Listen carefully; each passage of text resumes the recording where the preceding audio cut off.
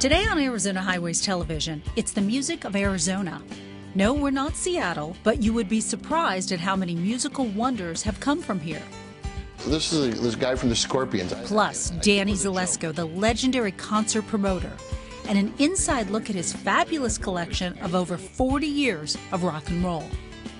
And later, a historical collection of another kind as the Tempe Museum of History spotlights the Tempe music scene. The Zubia Brothers, a harmonious look at their brand of rock and roll Americana. Grab your album collection and grab hold of that remote. Arizona Highways Television starts right now. Arizona may be a young state, but it's got some deep musical roots and history. Hi everyone, I'm Robin Stoll. From Phoenix to Tucson and everything in between and beyond, some great musicians and singer-songwriters have risen out of the Arizona music scene. We're going to take a peek in on some of them. But when it comes to putting on a show, there is no one better than Danny Zelisko. Welcome to the Lair. Where do you start? Danny Zelisko has been called many things over his decades-long rock promoter career. He's a modern-day P.T. Barnum. The man knows how to put on a show. I've got every contract from every show I did up until 2000 when I sold my company. This is this guy from the Scorpions. I think it was a joke. Promoting music acts since he was a teen, he has amassed a huge collection of concert memorabilia. I have a list of 15,000 things, and I know that doesn't even touch it because there's boxes and boxes of backstage passes. There's 200 crates of t-shirts.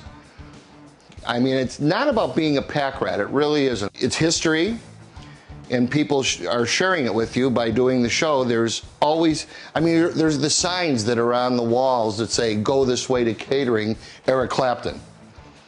Give me that. When does this collection date back to? Well, I started doing shows in '74. Some things in here are before that. Some stuff is from the '60s because I collect, which means I've bought a few pieces, I've traded some pieces, but mostly I've acquired through promoting shows. But you know, I always wonder about people who are collectors. How do you know what to collect? It's very simple. It's stuff that turns people on. Who matters, George Washington or Calvin Coolidge? Who matters, Hank Aaron or Joe Pignatano? How many would you say in these past 40 years you've promoted? Shows, groups? Yeah. 10,000. 10,000? Anyway.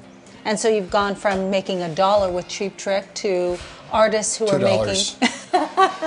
They still like to keep the money. As the founder and president of Evening Star Productions, Danny's vast collection contains items from some of the biggest names in the music industry. I like this one. I took this picture myself. It was right after the Diamondbacks won the World Series, and Randy Johnson and his wife came to the U2 show, and we arranged for this to take place. This one's not for sale. Here, check this out. This is stuff that I've collected along the way. Beatle type of stuff. Nice little McCartney piece. I started doing shows with him in 1990. Here, this is from the first show I did with him, in fact.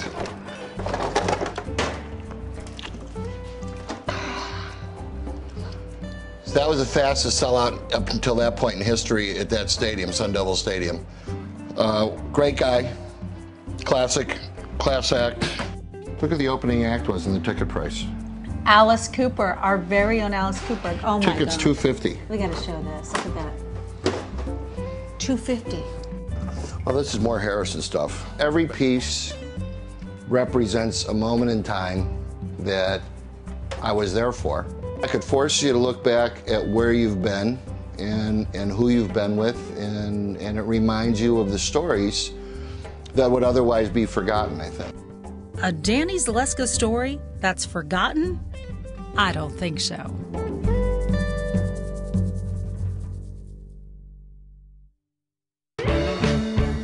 Okay, so the following people are musicians who were either born, raised, or who lived for a significant amount of time in Arizona. Let's start out with good old rock and roll and one Vincent Damon Fournier, better known as Alice Cooper. He is the true godfather of shock rock with a career that spans 50 years. Alice broke out into the international music mainstream with the 1971 hit smash School's Out. Linda Ronstadt from Tucson burst on the scene in 1974. She climbed the charts with classic albums Heart Like a Wheel, Prisoner in Disguise, and Simple Dreams. Never afraid to experiment, she tried her hand at pop standards with Nelson Riddle and his orchestra.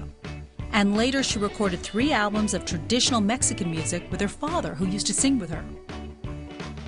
In all, Ronstadt earned 11 Grammy Awards, 2 Country Music Awards, a Tony, and a Golden Globe Award. Arizona has had its share of country music hitmakers. They include the late great Waylon Jennings, who put outlaw country on the map and collaborated with the likes of Willie Nelson and Chris Christopherson. Then there's Glendale's pride and joy Marty Robbins, who created iconic hits like El Paso and Big Iron. These days, another former Glendale resident, Dierks Bentley, is hitting the top of the country charts regularly. And who can forget the haunting vocals of Phoenix's own Stevie Nicks on that classic of American rock albums, Fleetwood Mac's Rumors. We haven't even begun to scratch the surface of the music that has come out of Arizona. We are leaving that to you.